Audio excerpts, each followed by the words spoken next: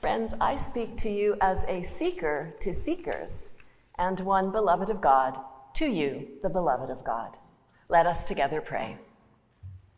Holy One, may the words of my mouth and the meditations of all of our hearts be acceptable in your sight this day.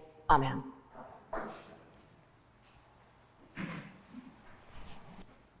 Friends, do you know how many of Jesus' miracles are recorded in all four Gospels? Exactly one. And it is today's story, the feeding of the 5,000, that we hear this morning from the Gospel of Matthew and is also in the Gospel of Mark, Luke, and John. And why this story, I wondered. Admittedly, it's a pretty amazing story about a pretty awesome miracle, feeding 5,000 with just 5 loaves and 2 fish. And what does it tell us, I wondered as I thought this week, about Jesus, about God, about discipleship, and about who we are called to be in the world? Jesus has withdrawn to a deserted place by himself, but the crowds pursue him. Note that in the verses just preceding this story, he has just been told about the death of John the Baptist. And yet we are told that when Jesus saw the crowd, he had compassion for them. The word translated compassion here is literally to be stirred in the inward being. Jesus is stirred by the need of the people, and he acts to care and provide for them. They have come to listen to him and to seek healing. He cures the sick, and he feeds them in both body and soul. Now, before that miracle, the disciples observed to Jesus that it's getting late and they're out in the country in the middle of nowhere, and they suggest that he sends the crowds away so that they could go into the nearby villages and buy food for themselves. Jesus replies to the disciples, "They need not go away. You give them something to eat." To which they reply, "We have nothing here but 5 loaves and 2 fish." We have nothing but. How often do we feel that we have nothing to offer? Well, nothing but what little we have, which doesn't seem like much, doesn't seem like near enough.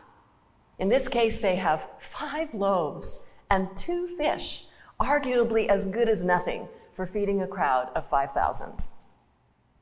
But perhaps in Jesus' response and subsequent provision for the crowds, there is also provision for the disciples, and maybe for us, a call, an empowering, an encouragement.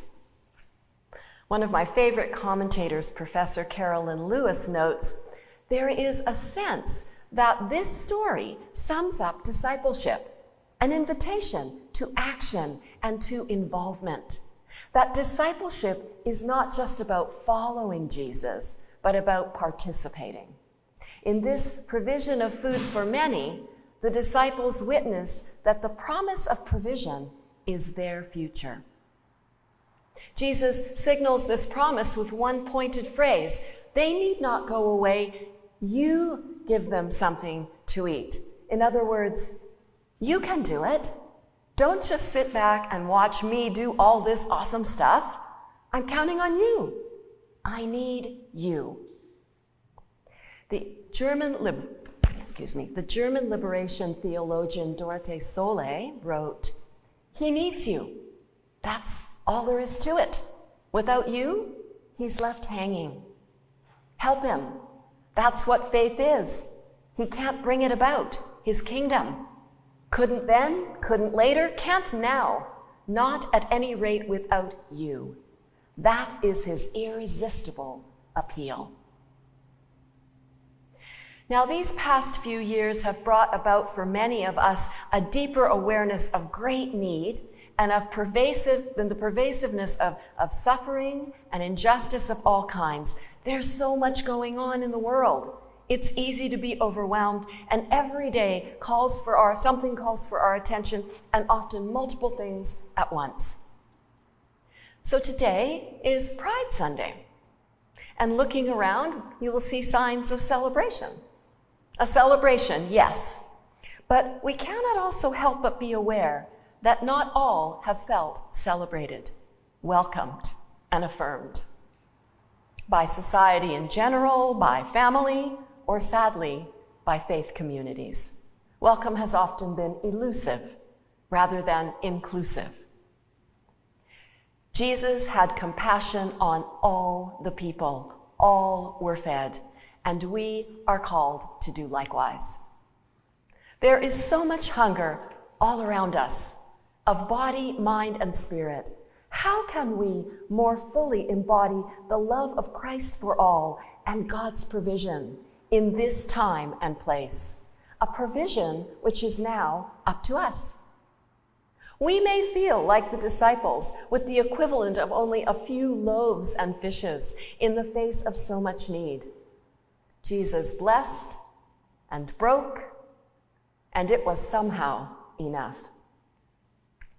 I notice that the story doesn't end with the distribution of the loaves and fish. After all ate and were filled, they took up what was left over of the broken pieces, 12 baskets full. The broken pieces were collected, and there was not just enough, but more than enough. In my Italian family, that's the sign that you've made adequate provision, that there are leftovers, that there's enough to feed many more. I think many of us sometimes have the experience of not enoughness as individuals, as a community, the sense that maybe we're just piecing it together. It seems we are in good company. Those first disciples were certainly a ragtag bunch. The poet Jan Richardson writes of this miracle.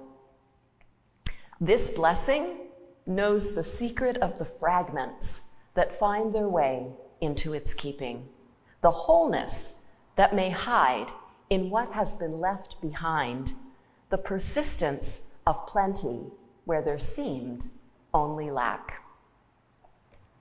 Taking the 5 loaves and 2 fish, he looked up to heaven and blessed them, broke them, and gave them to the disciples, and the disciples gave them to the crowds. Sound familiar? Take, bless, break, give. This is a Eucharistic pattern for life. This is what we are called to.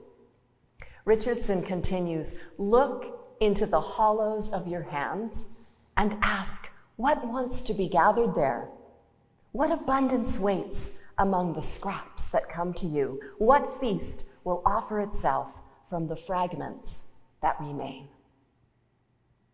By ourselves, we are not enough, but we are not by ourselves. The Gospel of Matthew begins by telling us, they shall name him Emmanuel, which means God is with us. And it ends with the commissioning to go, therefore, and remember, I am with you always to the very end of the age. Friends, the one who calls us is faithful. So together, let us go. Take our fragments, our scraps, maybe be scrappy, and share the good news of God's love with all. Amen.